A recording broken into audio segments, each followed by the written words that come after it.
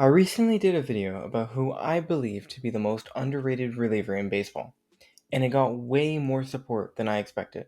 So thanks to everyone who supported it. If you want to watch it, definitely go check it out. Since the 2025 baseball season began, I've been trying to keep up with how everyone's doing, and I can't help but notice, in the very small sample size, closers around MLB haven't been their usual selves. Blow ups and blown saves when players are typically lights out. I found this trend to be strange. Let's dive into it. Last year, Emmanuel Clase won Reliever of the Year after an absolutely historic season, beating out the likes of Cade Smith and the rest of his bullpen buddies, who made up the most dominant bullpen we will probably ever see. Hell, Clase got third in the Cy Young voting, beating out the likes of Cole Reagans, Corbin Burns, and Logan Gilbert.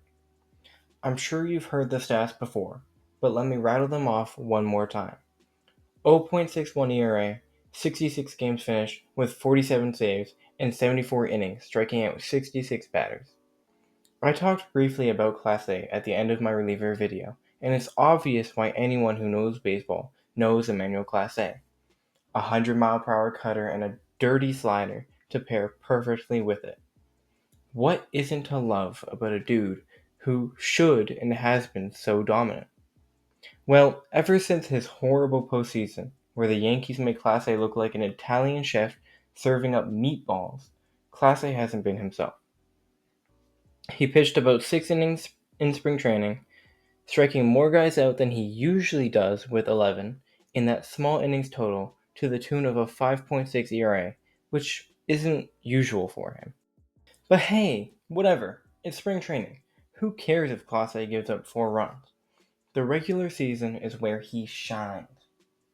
Well, as of the time of recording, Clase has pitched 7 innings in the regular season with 6 earned runs. Now you may be thinking, it's only 6 runs. Who cares? But this means that Clase has let up one more earned run than he did the entire of the 2024 regular season. That is crazy. And I know 2024 was an elite season from Clase, and there's really no expectation from him to do the exact same thing, or even close to that. But with a career ERA of 1.8 and becoming the Guardians saves leader last year, there is some slight concern for La Cabra early in this season.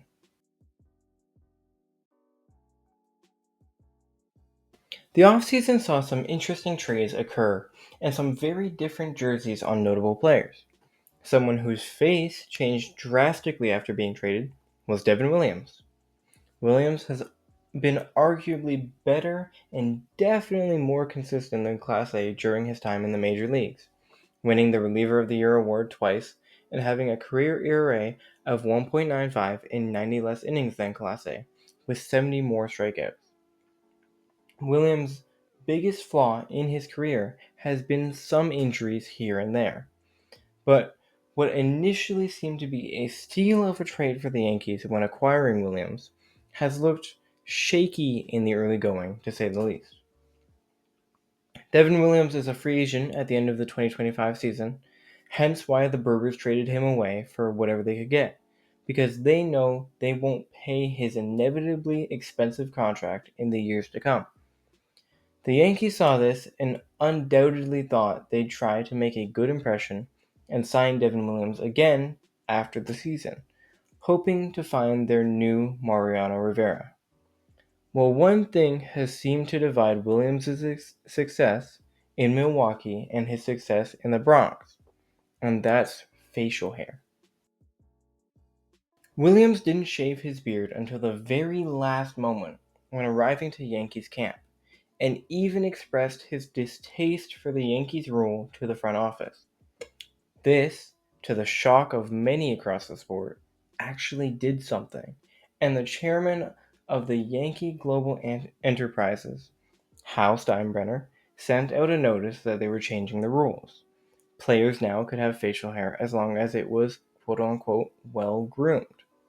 Regardless, the damage was done. Whatever magic was held in that beautiful beard of Devon's had faded, and the sorry stubble that's left can't bring itself to throw scoreless innings anymore. Putting that Shakespearean classic of Williams's beard aside, Devon has been bad in his few innings as the Yankees' new closer. A 9 ERA in 4 innings is not anything to write home about.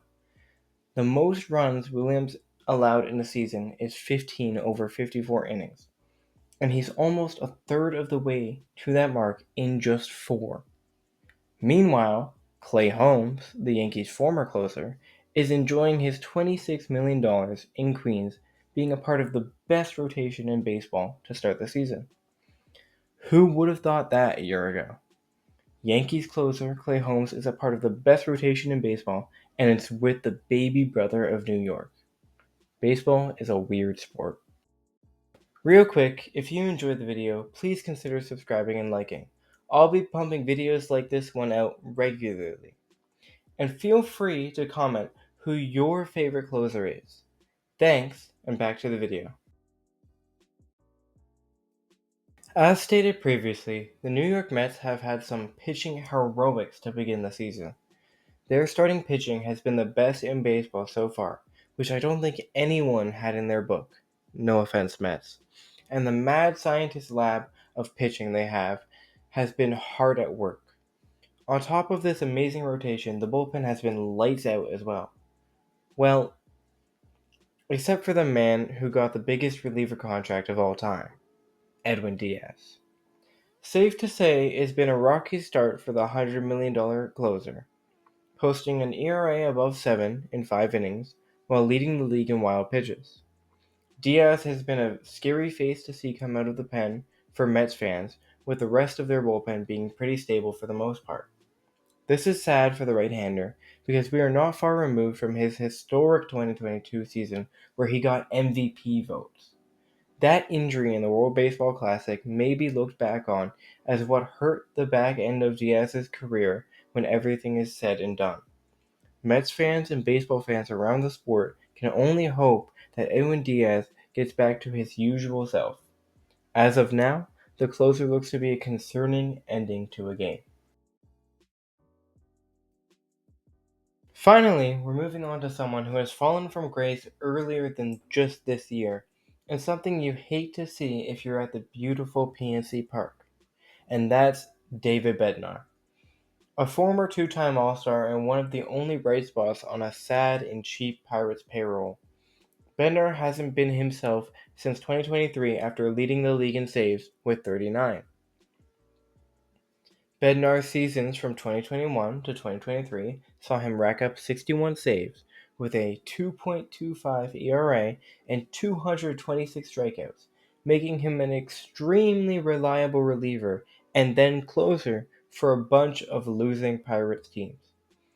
Another guy with a high 90s fastball and a devastating curveball, Bednar completely lost it in 2024, posting an almost 6 ERA in 57 innings with only 58 strikeouts, far from his strikeout numbers before.